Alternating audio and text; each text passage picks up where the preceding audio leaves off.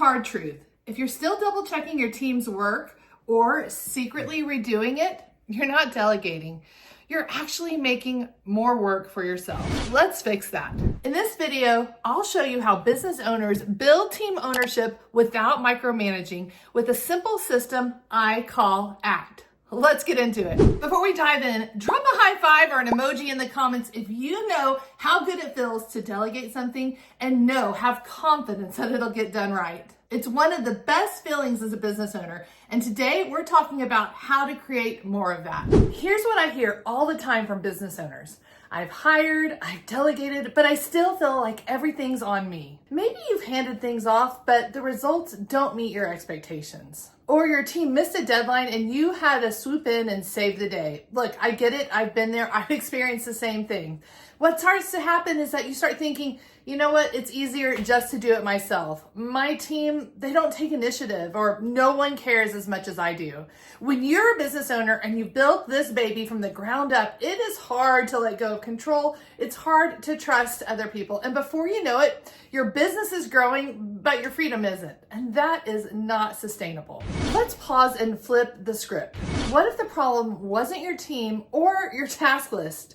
What if the problem was a missing system that helps your team actually take ownership? The truth is, real ownership doesn't just come from this internal drive, this internal motivation from your team, or from hiring that unicorn employee. It comes from structure and from communication. And you, as the boss, you don't need to be the fixer. You need to lead in a way that brings out the best in your team. And that starts with the ACT model. ACT is a simple 3-step process that makes delegation stick and team ownership possible. A stands for assess. What should you take off of your plate and who should it go to? C is communicate clearly so that everyone knows what's expected. And T is to track progress without hovering or micromanaging. Let's look at each one of these steps individually, and I'll go into greater detail. The first step in the ACT model is to assess. Delegation fails when we rush it. So taking a step back, looking at the things that are on your plate and thinking, which of these things can I take off my plate and hand to someone else will go a long way. Then you want to think about who on your team is the appropriate person to assign the task to. I like to look at 2 different things. 1, what is their motivation for that task? Is it something they're interested in? And then 2, what is their skill level for that task? Is it something they have some experience in, they have no experience, or maybe they're totally capable? But assessing their capability and their motivation allows me to think about the structure I need to put in place to support them when I delegate the task. And here's one more quick tip. You don't have to delegate the whole thing at once. You can start with one piece and then expand the ownership over time. This builds confidence in your employee and in you so that when you want to step away, you feel confident that they are going to take it and run with it. The next part of the ACT framework is C, communicate. And this is where things often go sideways. I think a lot of times it's easy for business owners to have this kind of all or nothing mentality. Like, I'm either going to micromanage and over communicate, or I'm going to let them have it. I'm not going to step in. I don't want to micromanage. The thing is that true ownership requires real communication. And that means being clear on the outcome, not just the task. What is the outcome that you're looking for? You don't have to tell them how to do the job, but tell them what success looks like. Clarify authority. What are you delegating to them? How are you empowering them? What decisions can they make?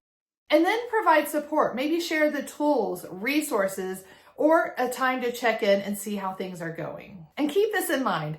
If your team is unclear, they're going to hesitate or fall short. But when they're confident, this is when they step up. When they believe that you believe in them and you've provided them, equipped them with the right resources, this is when they'll step up. So take time to set them up for success and not just action. The third part of the ACT framework is T, and this is to track. This is the last and often overlooked step. It's a skip step, but it's what holds everything together. So track doesn't mean to hover, it means to stay engaged without taking over. Tracking looks like this: having regular check-ins, asking questions like what's working or where do you need help, creating space for feedback, asking them, what do you need from me? And then celebrating progress and results. This is what builds trust. When your team sees that you're paying attention, not just micromanaging, but there to support, then they lean in. And over time, they won't just be doing the work, they'll be owning the results. One business owner I worked with implemented this very process into his business. And it was like magic. The thing he thought he couldn't trust his employee to do, he was able to trust with confidence that the employee was going to do it. Once he added some of the support, once he clarified his expectations and what the desired outcome or the result should be. It freed up many hours for him on a weekly basis because he was getting out of the weeds and able to focus more on the strategic direction of his business. So let's recap really quickly. If you want your team to take ownership and free yourself up to focus on the bigger priorities, the things that you're called to do in your business, start using the ACT model when you delegate. Step 1, as a reminder, was to assess what are you going to take off of your plate and what can you hand off to someone else? And then the second part of that is who is capable of doing that task that you're going to delegate. Part 2 was to communicate clearly and completely, sharing what is the desired outcome or result. And part 3 was to track progress in a way that reinforces trust, not control. This isn't about being perfect. It's about leading in a way that invites your team to step up and gives you the freedom to focus on what matters most. If the ACT model helped you think about how you think about delegation and team ownership, give this video a like. It'll help other business owners to find this content too. And don't forget to subscribe for more simple strategies to build a stronger team and a more sustainable business.